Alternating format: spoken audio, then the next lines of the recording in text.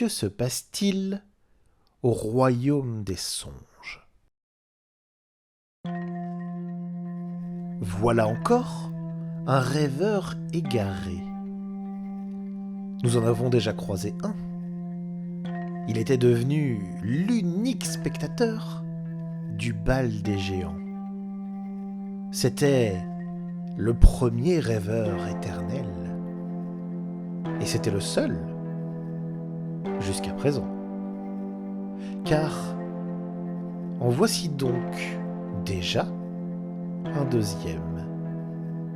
Alors, la question mérite d'être posée. Que se passe-t-il au royaume des songes? Deux enfants de la réalité, tour à tour, élisent résidence dans le domaine des illusions.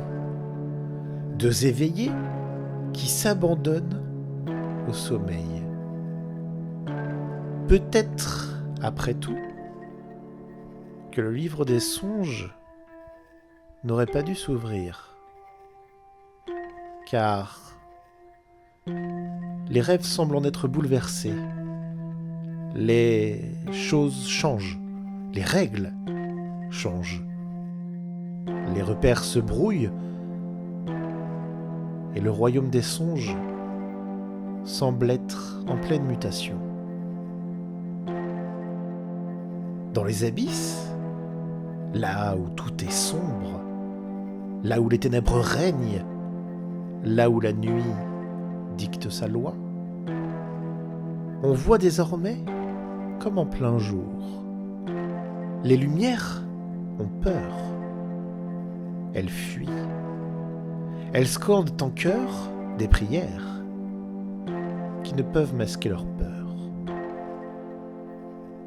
Elles sont désormais bien loin de leur terre, plus loin qu'elles n'ont jamais été, perdues là où elles ne se sont jamais aventurées, là où elles ne sont pas souhaitées, là où elles sont en danger, car la nuit ne va pas les tolérer bien longtemps.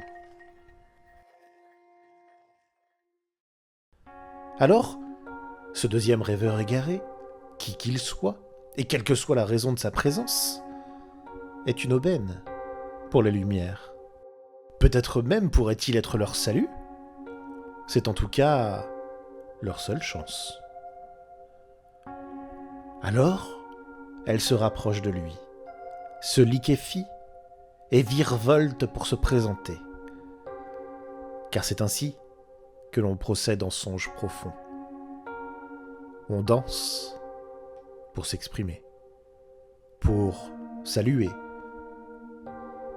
ou bien même parfois pour s'aimer. Une valse en guise de dispute, un slow pour toute sérénade.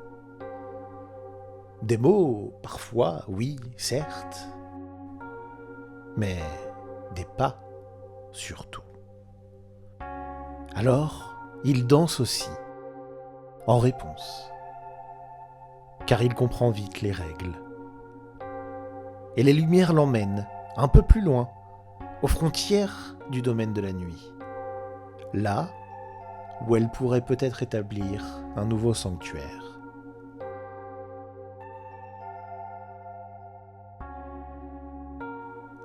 C'est ici que la première pierre est posée.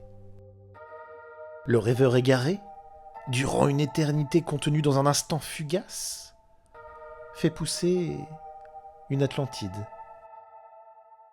Une cité éclatante, une insulte involontaire aux démons nocturnes, et un oasis inespéré pour tout ce qui brille dans la nuit. Paris est sous l'eau, les lumières s'allument, Diderot et Rousseau discourent entre les coraux. Loué soit le rêveur égaré, salvateur architecte de tours scintillantes, jardinier habile qui offre espoir et demeure.